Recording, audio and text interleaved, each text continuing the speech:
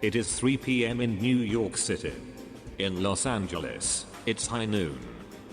And from our broadcast nerve center in St. Francis, Wisconsin, it is 2 p.m. God's time. Brace yourselves. Broadcasting live on Spreaker Web Radio, it's time for your midday Hot Cheddar Injection. hot, melty, cheesy news, music, politics, and commentary, and your cheesy phone calls at 414-501-4003. Now, here's your cheesy cheesemeister, Bill Schnollfeld.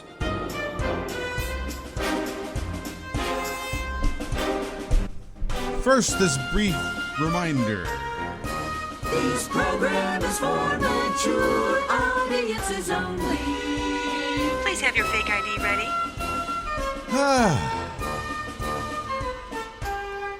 What a day I'm having. I'll tell you how this day started. It was about, I guess about 9:30 this morning, and I was having trouble getting to sleep last night. It's one of the parts and parcels of Parkinson's disease that I take medication for to help me get through a night. And I'm in a sound sleep. I mean, I'm gone. It's 9:30 in the morning, and I'm just totally out of it. And my phone rings. And it turns out that it's from my doctor's office. They want to know whether or not I want to reschedule an appointment I had. And of course I did. But what I didn't want to do was fall out of my bed. I've got one of those single wide. It's an adjustable bed. And but there are no bed rails on it. And so when I rolled over to answer the phone, the top half of my body fell off the bed, and my neck was balanced against the edge of the end table, the bedside table. And I calmly, discussed the new appointment time with the nice lady on the phone, and we set up the new time. And then afterwards, I hung up the phone, and I did not have enough strength in my arm to lift my upper body. So I tried to bring in my other arm, and that was not doing anything either. So I'm sitting there, I'm thinking, whoa, this is a precarious situation. This is not good. Another inch or so to the center of my neck, and I could rip out the wire from the DBS, the deep brain stimulation I had done, or I could rip a carotid artery and just die right there with my head on the floor and my ass and feet and legs on the bed. A ponderous situation. What do I do? Well, I did what I had to do. I slowly moved my butt and my feet toward the edge of the bed and let them fall to the floor, scraping the piss out of the back right side of my neck in the meantime. I felt for blood. There was none. Went and looked in the mirror. There was no blood, but a nice big red scrape. And I didn't have a stroke or anything, so sorry, Paul. Oh, Paul. Who's that? That's Paul Krendler. That's what he calls himself anyway, Paul Krendler.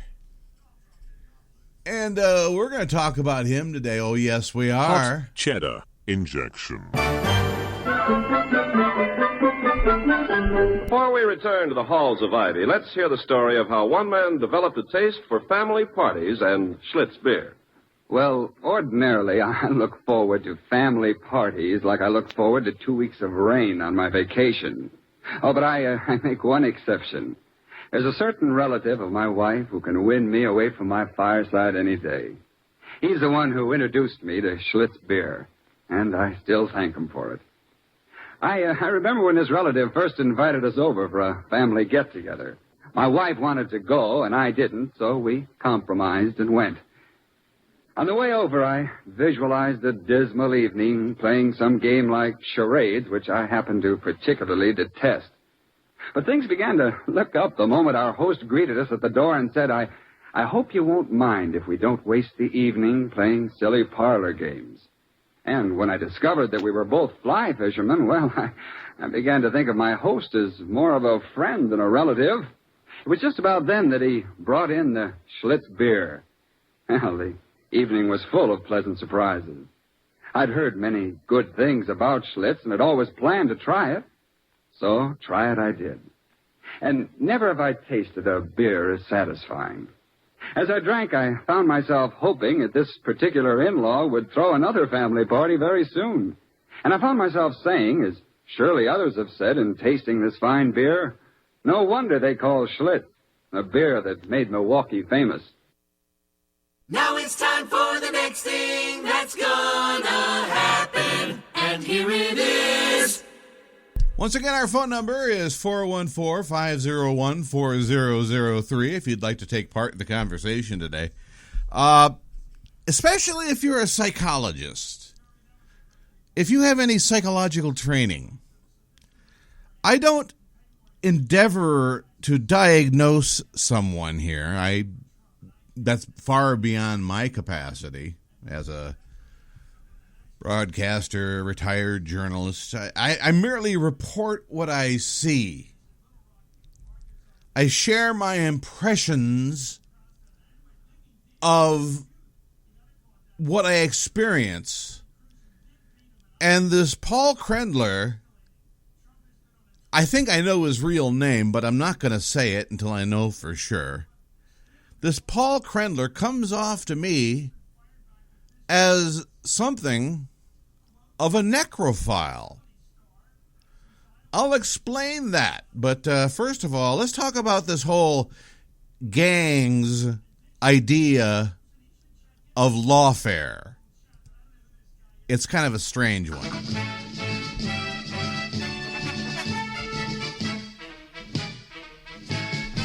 The ram has touched the wall. That was the old-time Roman battle call. And what that meant was that you must surrender your weapons tender, and Caesar would let you live. But all that matters, the ram that batters, once it touches your walls, he won't forgive. The ram has touched the wall. And in the old days that meant towns would fall. But nowadays some guy who thinks he's Caesar, this wheezing geezer who thinks he's smarter than all, up to his neck in shit, he don't know when to quit. The ram has touched the wall. The ram has touched the wall.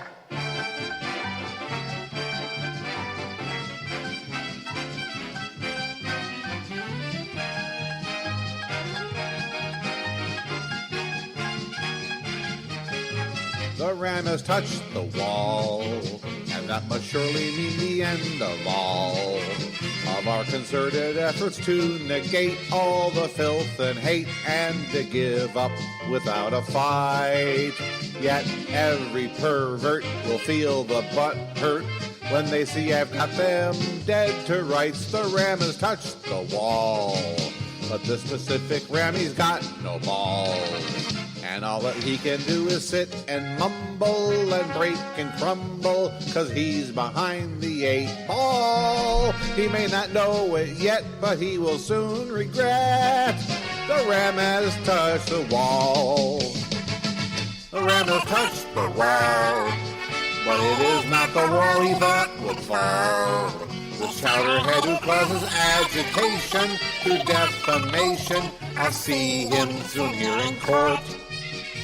This snotty whiner, a palatiner, better hope that I'm the forgiving sort. The ram has touched the wall. It turned out not to be a ram at all.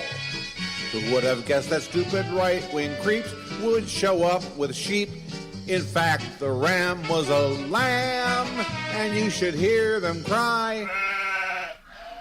Now that we've caught the lie, oh, the wall has touched the lamb, poor little sheepy. The wall, the wall, the wall, the wall, the wall has crushed the lamb.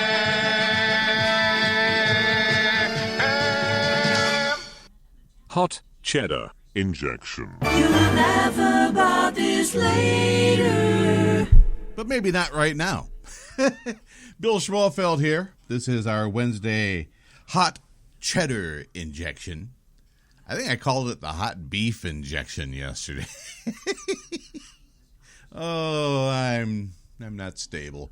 Anyway, let's talk about this Paul Krendler, this individual who I believe to be, well, I'm not going to say the name because I only am 99.99% sure he's too much of a coward to admit it.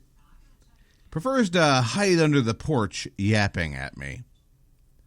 But, well, he seems to have this bizarre fascination with my late wife. Do you understand that?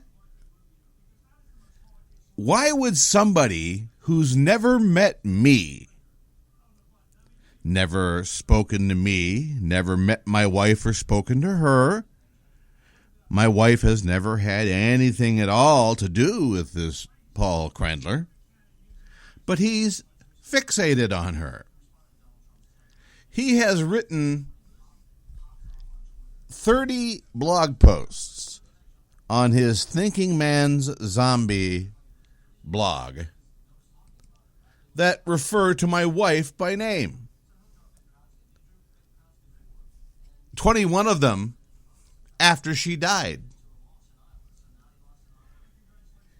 And his tenor of comment leads one to believe that he has an unnatural obsession with my dead wife, leading me to believe he may have some necrophiliac tendencies. Like I said, I'm not a psychologist. I'm just a guy. But like I just tried to explain, if a bee flies into my living room, I don't need to be an entomologist to know that it's a bee.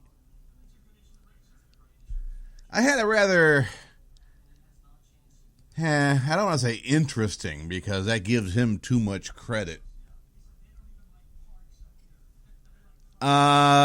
Revealing, I guess, Twitter exchange with this Paul Krendler last night. First of all, let's remember that he jumped into a conversation uninvited when I put out the word on Twitter yesterday about yesterday's show. I wrote, "What kind of woman uses an already abused grandchild as a weapon in court? Find out today on Hot Cheddar Injection," and then I gave the website. He replied to that within moments, because this man, if he is a man, this person, this thing, stalks my Twitter timeline to hurl insults at me whenever I post something. And so within a matter of moments, he writes, "When one is dealing with a dumb fuck who has weaponized his dead wife, the rules of engagement are set and any tool will do." I didn't ask his opinion. I've had peace orders filed against me for responding to tweets that dealt with me but did not directly invite me. But Krendler seems to feel he has the right to just jump in on my timeline unbidden. So after the show yesterday, I wrote back to him. I said,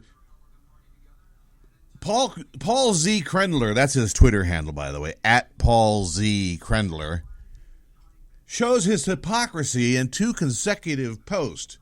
Who weaponized my dead wife, you fuck?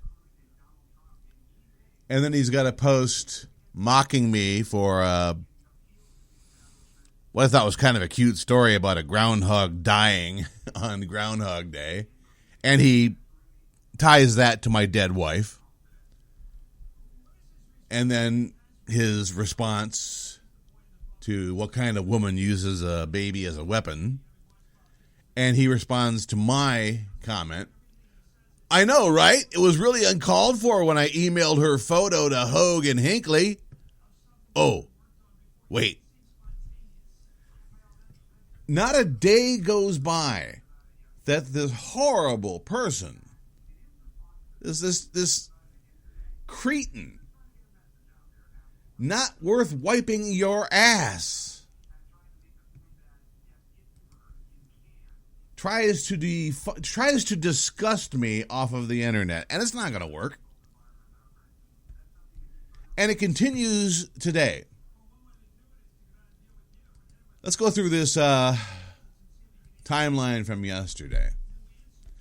Could it be the only way Paul, the necrophiliac Krendler, gets a chubby for his horrid wife is imagining my dead wife? He responded, your wife wasn't enough to give you a chubby, dumb fuck, but I hear the bobber like to slurp your noodle. You see, now we've got my dead wife and my dead twin brother involved. So I responded, so, you're a necrophiliac with latent homosexual tendencies? You'd make an interesting study. And he responds, latent homosexuality goes a long way toward explaining your fascination with Cub Scouts and their pink tushies, doesn't it? And I responded, well, you and, what's his name? Eric Johnson, yeah. You and Eric Johnson, do you compare notes how it hits to feel a pus pocket when you penetrate a decomposed Cub Scout? Krendler responds, so right now, dumb fuck, as your timeline is being archived 600 ways from Sunday, and I wrote, as is yours. You initiated this, quote, conversation by stalking my timeline. I think the more people who know about you, the better. And he responds with a funny little hashtag, fictional zombie gives 0 fucks. To which I responded, well, then why are you stalking my timeline? You must care a little. Necrophilia must be such a lonely lifestyle. Who is there to talk to? And he writes, the clouds of ash, which is supposed to shock me because my wife is cremated. And I responded, clouds? Look, you're wanting to fuck my dead wife is creepy enough, but clouds? And we continue until this morning. Let's see what we have over here. Paul Krendler's obsession with my dead wife has strange homosexual overtones as well, as he fantasizes about my penis. He replies, your ex-wives confirm your dead penis is not newsworthy. Also, SGOTCU, which stands for St. Gale of the Clock-Urn, Hell's Kitchen Kate, still pending. Huh? What do you mean, you necrophiliac stalker, bipolar psychotic? Like I said, I can't explain him. And he says, or is it just your homosexuality that you find shameful? We already know what a hypocrite you are, so it makes sense. I responded, I see nothing shameful about homosexuality, necrophile. You are projecting. If obsession with your dead wife has homosexual overtones, that confirms that she was actually a dude or a tranny, right? No, you're confused and projecting. You're really bad at this. Your remarks have necrophiliac, homosexual overtones. And then he quotes me, strange homosexual overtones, your words. And I said, your necrophiliac obsession with my wife, a woman, has strange homosexual overtones. Reading comprehension not high here. And then he quotes an article I wrote. I love the late Gail Schmalfelt with every fiber of my being. Who's the admitted necrophiliac? Bill Schmalfelt. And I said, Paul, you, obviously, since you associate a husband's love for his dead wife with aberrant sexual behavior. It's the first place his mind goes to when I say I love Gail. I'll love her till the day I die. Who brought up necrophilia?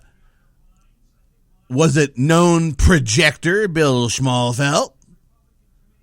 And so I asked, well, would a professional consider Paul Krendler's obsession with images of my dead wife as a latent necrophilia? Seems like a decent theory. Apparently, we don't agree. Something else we don't agree about.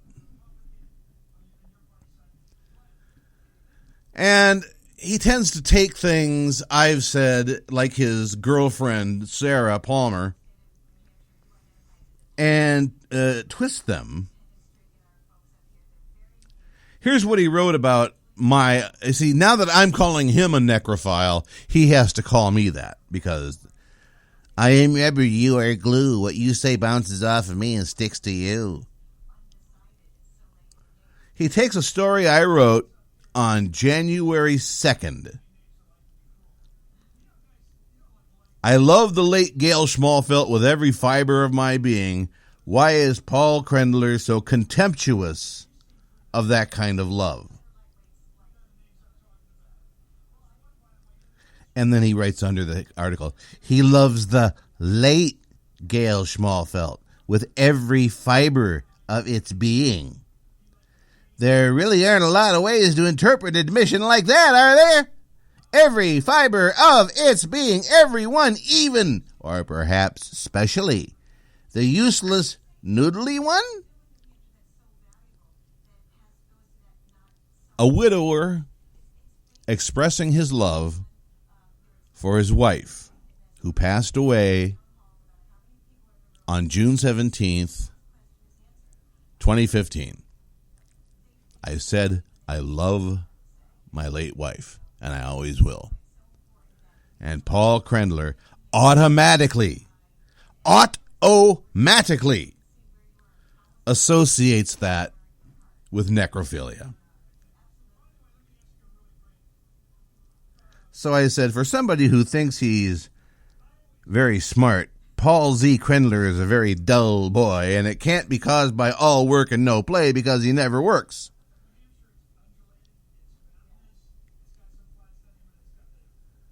I don't know what to say about him, but I'm going to say it anyway. I don't know the man from Adam. I might be right, I might be wrong. Maybe he's just a troll. Maybe he's just somebody who whacks off while talking dirty on the computer. I think it's more likely he looks at that picture of my wife, taken with her permission, to be used to demonstrate her frail condition and how these people in this cult of right-wing scumbags were taunting the death of a living human being. One of the two people I sent that to sent a copy of the photo to Krendler, and you can see the results of that by checking out his website, Turds Are Food, wordpress.com. Personally, I think Paul Krendler is a man who hates his life. I know he hates his wife and his family's situation because he said so in past writings. He feels his handicapped son is an anchor, keeping him from rising to the heights of glory that he so richly deserves. He blames his wife for not allowing him to follow his dreams because that's just you being bipolar. Now, here are his choices, I guess. He could either do a murder-suicide and take out his whole family and himself with him, but instead, he's taking out his angst and anger at the way life has treated him on me, a man who has had a successful life, who's retired now, who's enjoying the fruits of his labor, and a man who's grieving the loss of his best friend, a woman who was my wife for 25 years, my best friend for 27 years. That is mock-worthy to this creature, this subhuman individual. And I'll share with you some of the greatest hits of Paul Krendler as the show goes on today. By the way, if you'd like to take part, Krendler, I know you're listening. If you want to give me a call, 414-501-4003. You and I can talk mono-e-creep. You'll be the creep. Again, that number, 414-501-4003. If you have a testicle in your scroty sack, how about giving us a call, big boy? Huh? Hot cheddar injection. Oh, here's something Paul's going to need the next time he looks at my late wife's picture taken a couple weeks before she died. The Juergens Program with Walter Winchell, America's one-man newspaper. Walter Winchell's famous column appears in the New York Daily Mirror and other newspapers from New York to Honolulu. He's here with flash news, odd news, exclusive news. We have a Thanksgiving treat for you tonight. Miss Alma Archer is here in our Juergens studio and will speak to you later. Alma Archer is an expert on smartness and beauty, and she believes that the care of her hands is a duty for every woman. And now to the editorial room of the Juergens Journal and Walter Winchell. Good evening, Mr. North American. All the ships at sea. Let's go to press. Flash. Juarez, Mexico. Steady Lawson, who takes the bath before... And that, ladies and gentlemen, winds up another Juergens Journal until next Sunday night at the very same time. Until then, and with lotions of love, I remain your New York correspondent, Walter Winchell, who thinks every American has at least one thing to be thankful for on Thursday next. Thankful that we still salute a flag and not a shirt. Good night. It's only radio. Bill Schmalfeld here with you once again, and I guess Paul just doesn't have it in him to call and challenge any of these bizarre accusations. So how about we go back in time and look at some of the things Paul Krendler has written about my wife. You know, he can write about me all he wants. That's fine. But he has to take it to the level where he attacks my wife. And that's my problem. That's my problem with this psycho fucker. He has to go after my kids. He has to go after my family. He has to try, and he's tried for so long, the same things over and over again to try to disgust me off of the internet.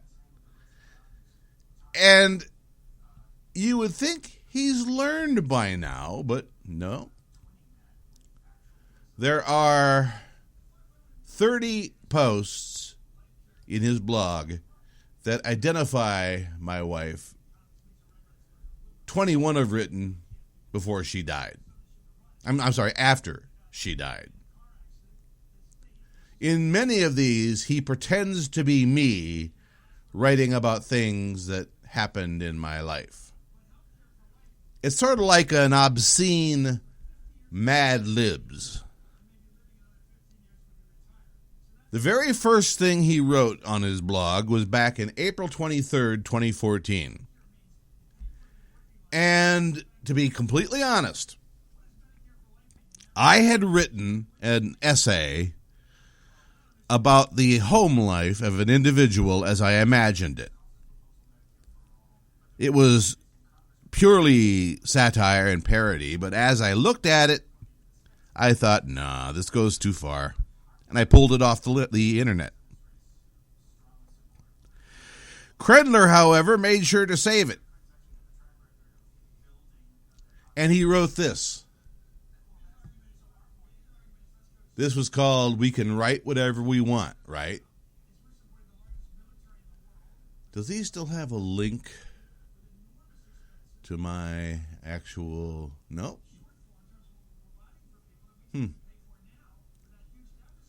Old and crazy, fat and demented, Bill Schmalfelt sat at his curbside reject card table, wishing he could rub 2 dimes together and find an old desk at a yard sale. But who would help him haul it home? Gail? She was rarely home anymore. She spent her nights wandering the streets of Elkridge, Maryland, desperate to get out of the house, out from under his hateful eye, away from the unrelenting stink of old diapers and sweating feet. She spent the days sleeping off the nights with the dogs. He stared at a blank page, considering his next post. And then there's the name of an individual. He murmured through clenched teeth. From under Gail's bed, one of the dogs whimpered in fear. He looked to his trophy shelf, to his coveted journalism awards, the 5 Iowa Hawkeye Newshawk trophies, the sought-after Wisconsin Smell Our Derriere Award for local news coverage, and the Nebraska Farm Bureau Go Shuck Yourself Prize for outstanding local news reporting, North Platte area. Bill remembered those happy days and dropped his face to his hands, sobbing. What's happening to me? God damn it, I'm relevant! Relevant! He shook a fist at the ceiling, splattering mayonnaise on his monitor. He absently wiped the stain from his monitor and licked the creamy goo off of his finger. He liked creamy, gooey things. For no particular reason, he thought of his lost brother, Bob, my late twin brother who died in 1994. Oh, God, Bob, he thought, still sucking his finger clean. I miss you so. He sat back and closed his eyes, remembering fondly the many years of sharing a bedroom with the Bobber. The playful teasing and wrestling that almost always ended up with grunts and moans, communicating brotherly love in the special language that only identical twins knew. His bittersweet reverie shattered at the bang of the trailer door swinging open. How does a trailer door go bang when it swings open? Bill jerked upright, shrinking from the noise. He always shrunk from the noise these days. He knew that soon the other individual would send one of his demonic lickspittles to dispatch him. Someday that door would open, and he'd see the last face of his life. He wondered whose face it would be. "Will you ever get away from that goddamn computer?" his wife screeched. She was blitzed again. He looked at the clock above the television. It was only 10:30 in the morning. Christ. He looked at her sideways, avoiding eye contact. She was wearing long army surplus winter coat, so he couldn't tell if she'd lost another skirt last night. In her right hand, she held a nearly empty fifth of bourbon, always with the bourbon. She had apparently lost her right shoe. The left one, a utilitarian tan orthopedic number, had something wrapped around the ankle hanging to the floor. Pink granny panties. Sexy. "Blast you, woman," he grumbled. "I'll do the writing, you do the drinking, understand?" She responded with a derisive laugh and a healthy wet fart. He hoped it was a fart anyway. Sometimes he couldn't be sure if he was hearing the right orifice. The awards on the trophy shelf rattled for a moment, and Bill feared some might fall to the from the cheap particle board shelf his son gave him on his 50th birthday. Some great milestone day that was. He wonders when the last time his son ever thought about him. Gail slammed the door and shambled back to the bedroom like a flatulent zombie. She would probably pass out without getting undressed. He hoped she didn't piss the bed again and force another costly trip to Goodwill. He desperately wished the shitty little shack had a second bedroom he could move into. But no! They couldn't afford more than this single wide on his paltry disability payment and government pension. He looked at his combined blog output for the last week. Another week with nothing in the PayPal account. I must be deluded, he thought. Nobody listens to my radio station. Nobody but lickspittles and my own pathetic sociopaths ever comment at my blog. Again, he wondered at his fall, that is, to this little hellhole. He used to be somebody. He looked again at the trophy shelf, surrounded by the pictures of himself with celebrity visitors. He was a regional radio god once. He even had an agent, commercial endorsements. Now it was all gone. Damn that other fellow. Lousy quantum mechanic. Bill couldn't even get out of his chair, and this guy had a job. Someone came and begged him to come out of retirement for a real paying job. Why wasn't anyone banging down Bill's door looking for writers? He knew all there was to know about writing, about journalism, about ethics. He knew how to get sources to give up the goods. He could find people. He could make them talk. There must be somebody out there who needed his skills. Why weren't the offers pouring in? Why wasn't he swimming in money and ass-kissing cronies like the other fellow? God, this goes on, doesn't it? You get the gist. There's another 2 full-page scrolls of this. Anyway, that was written April 23rd, 2014, and it still exists on the Thinking Man Zombie. And that's how Paul Krendler made his bones, with filth like that. What I wrote was probably maybe a third of the filth that you just heard from Krendler there. And like I said, I didn't like it. I felt bad about it. So I took it down. It was just my personal decision. But this blog, this Thinking Man Zombie blog, has continued well until today, and now there's that Billy Says blog, which picks up the slack. Let's see here. Here's one after. Let me find the first one after Gail died. She died, like I said,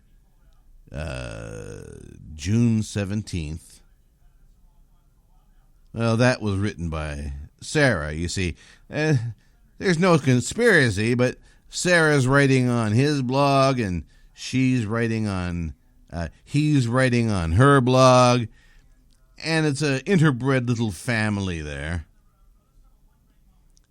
No, the first 1, 2, 3 posts. Nope, the first 2 posts written on this blog after Gail died were by Sarah Palmer.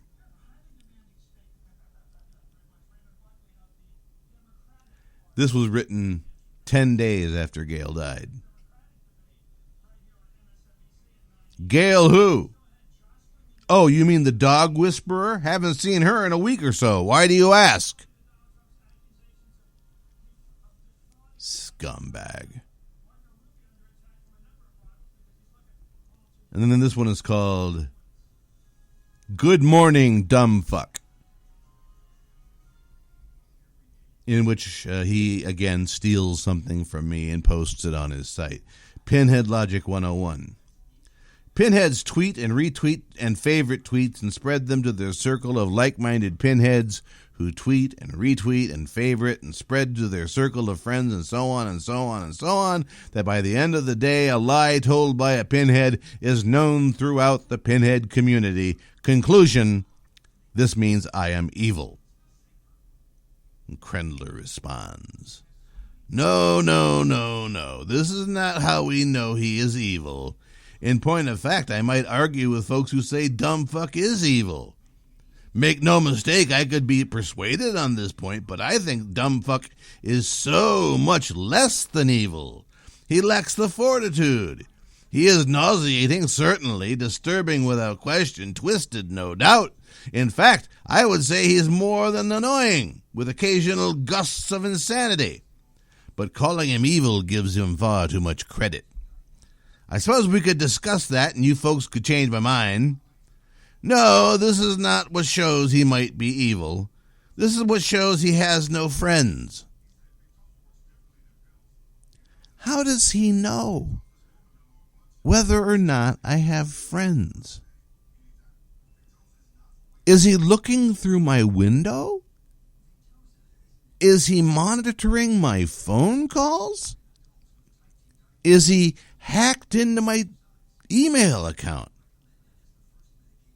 I've got friends, and we have something more than hatred to unite us. Jesus. Let's see, I think this is supposed to be me. Oh, yeah, he had it in his mind for a while that my stepson kicked me out of the mobile home we shared. That's, of course, not true because I own the place. And TJ and I are still the best of friends.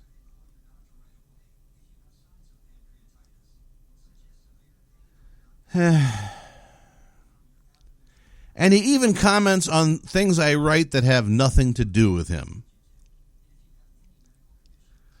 I wrote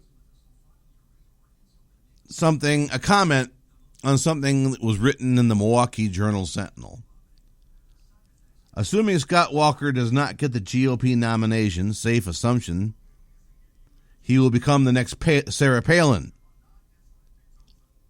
And then he writes, Politics reporter Jacob Marley and your Cub Scout humble editor come to the same conclusion.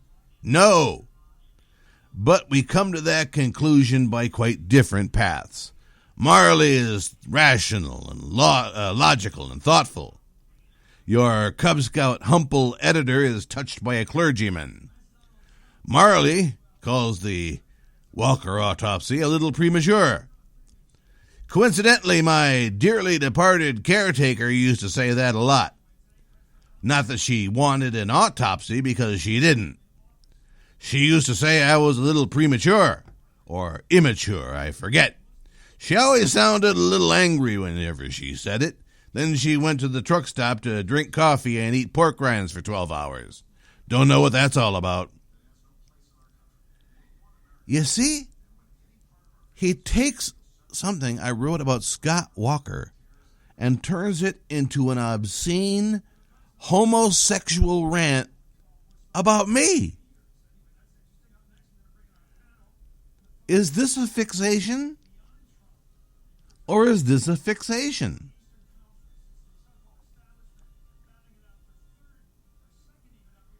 I'm looking at the screen right now, which explains the silence.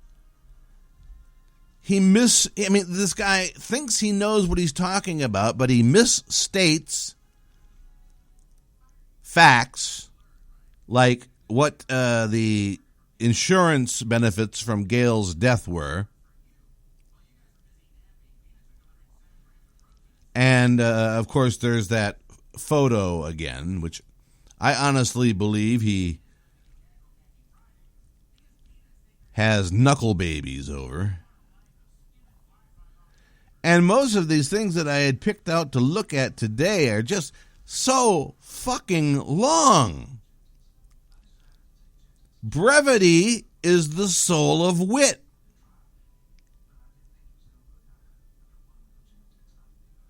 All right, let's see. Ever have one of those days when you can't even think of a good title? This was written November 12th. Podcasting and internet harassment are my life. You see, this is supposed to be me again. I was a self-centered boob. Can a walking penis also be a boob?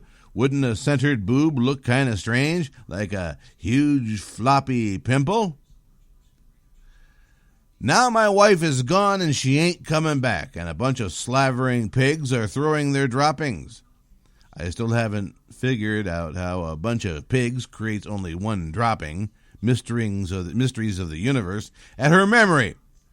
They're not doing it to hurt her. She's beyond their filth. They are doing it to hurt me. But I've told them multiple times they can't hurt me, usually right before filing a federal lawsuit for butthurt.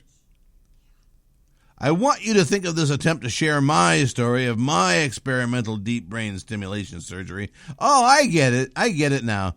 I get it. This is him attacking my book, my most recent book, The Widower's Mite. Now we know what that is. See, the man has never written a thing that anybody ever published. I've taken the self-publishing route for most of my books, but I did get one that was actually published by a publisher.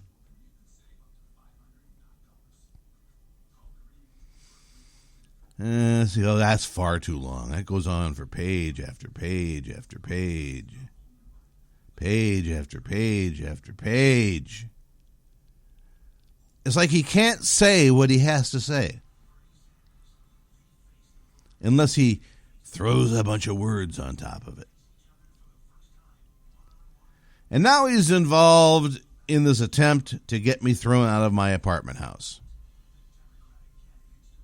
It's all part of the fun. Good God, this man goes on.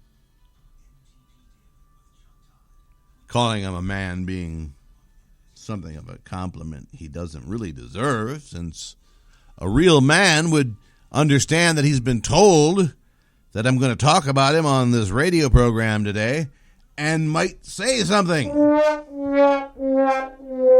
Hot cheddar injection. Let's join Dan McCullough and his pal Eddie. Say, Dan, I've got an idea. Yeah? You remember the old game where I think of something and then you ask me questions and guess what it is? Sure, Eddie. Why? Well, let's play that game. Only let's make it about those insignia and warplane buttons I'm collecting. The ones from packages of Kellogg's Pep. Okay, you want to start? All right. I'm thinking of something that's red and blue and yellow and black and white. Oh, that's one of those insignia buttons, all right, with all those colors. Let's see, is it a picture of a bird? Nope. A bomb? Nope. An animal? Well, yeah, an animal. Well, that gives me something to start on. Now, is it one of the second series of buttons? Right. Let's see, an animal. Is it a bear? Nope. Hey, this is getting tough. A dog? Guess again. I know, a tiger. Oh, you guessed it. But I'll bet you can't tell me which squadron that insignia belongs to. Oh, that's easy, Eddie. It's Marine Fighter Squadron VMF 224. And like the other buttons in this swell second series, it's a honey. Clear, brilliant colors, sharp outlines, why, you can even see the tough expression in the tiger's eyes, and the rings around his tail. He's all dressed up, too, with a cap and a sweat jersey and boxing gloves. Yes, sir, these insignia buttons are just about the classiest looking things you ever saw, and they're so easy to get. You don't send in any money, not even a box top, and you can't buy them anywhere. You just make sure Mother gets you a package of that super delicious whole wheat flake cereal, Kellogg's Pep. Then, inside you'll find a prize, an exciting insignia or warplane button. There's a button in every package, and it's a prize for you from P.E.P. Pep, made by Kellogg's of Battle Creek.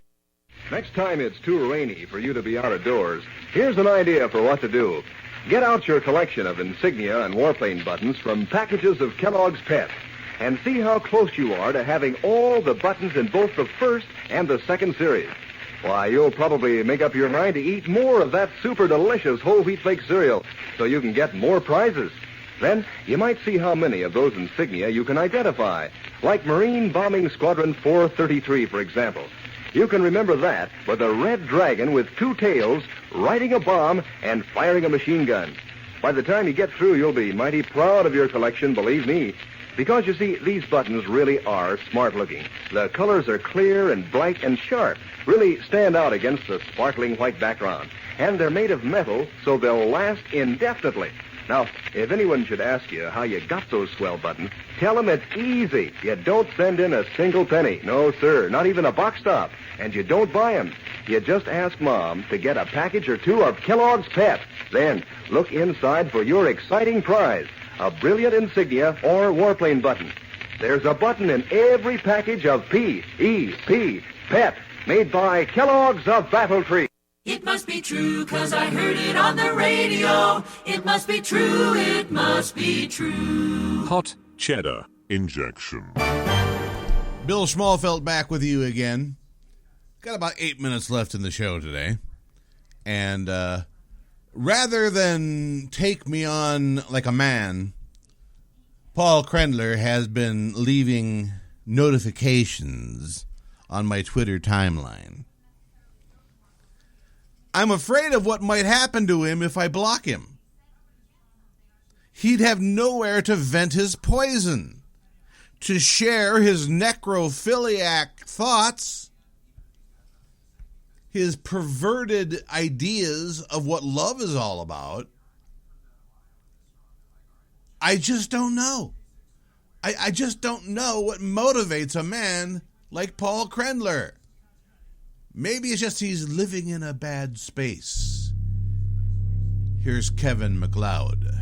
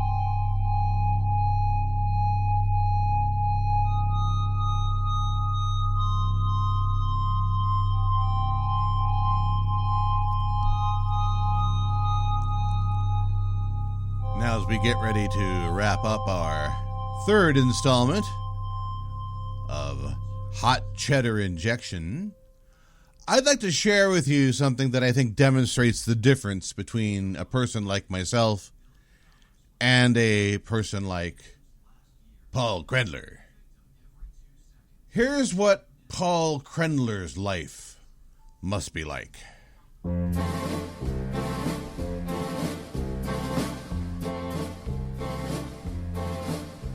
Do I need a life?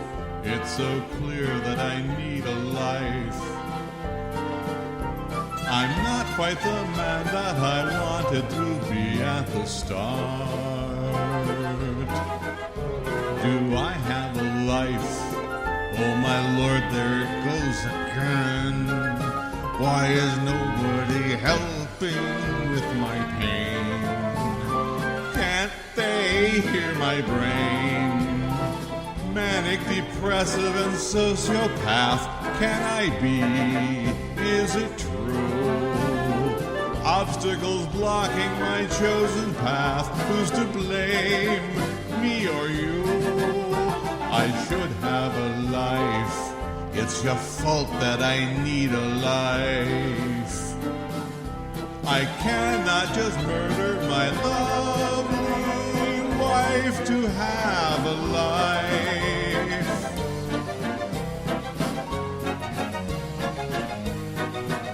So I'll take your life. Oh, my friend, you don't need your life. You'll suffer my murderous rage if you'd only sit still. I must take your life.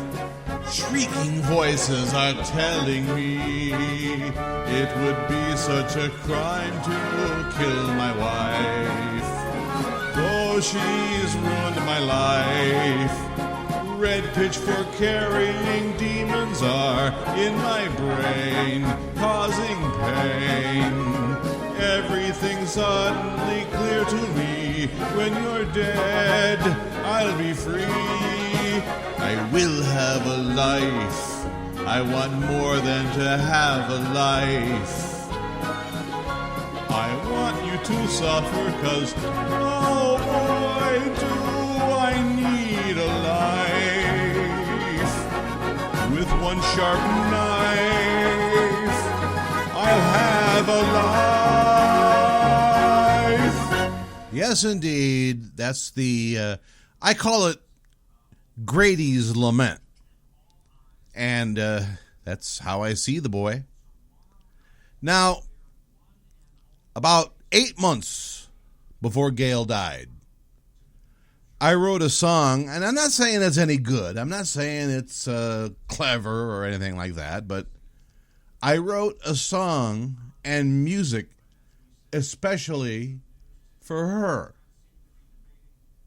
Listen, this is a man loving his woman, knowing she's not well, trying to lift her spirits. That's what this is about.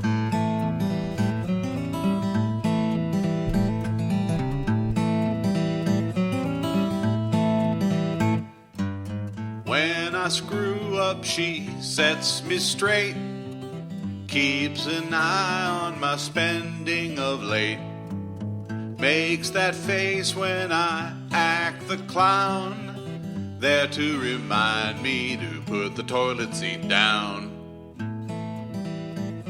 Well, what can I say? Sometimes a fella needs reminding.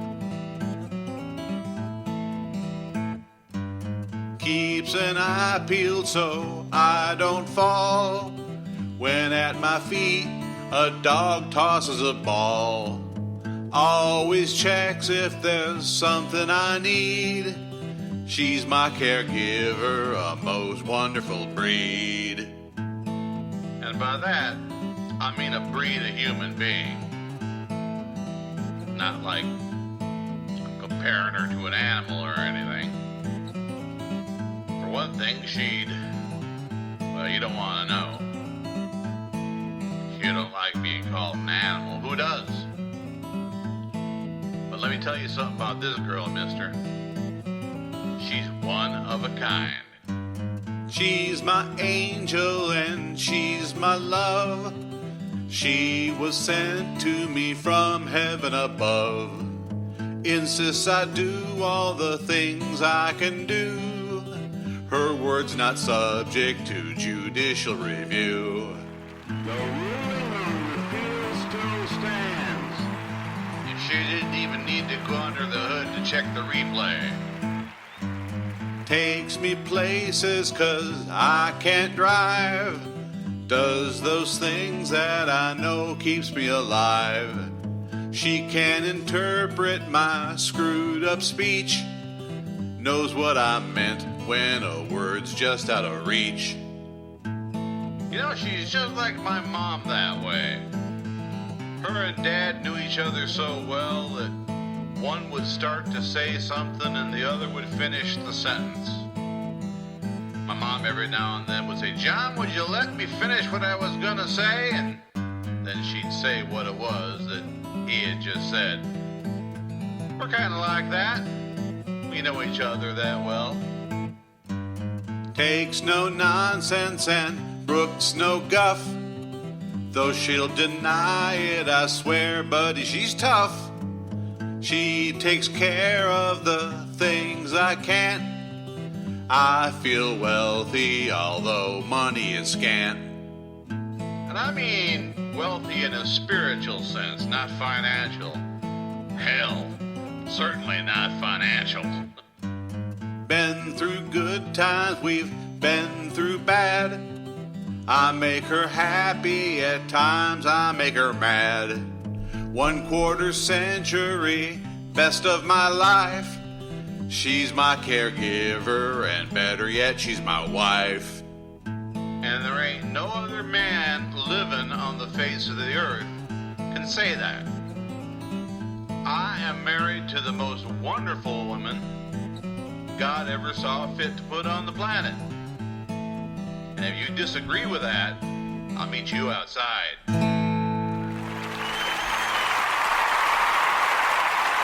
That's on my CD, Nuts for Nitwits. Nuts for Nitwits. It's available on Amazon or iTunes or wherever you get your digital downloads. It's also a CD, I believe. At any hoot, I was going to say at any rate, and then mingled with any who.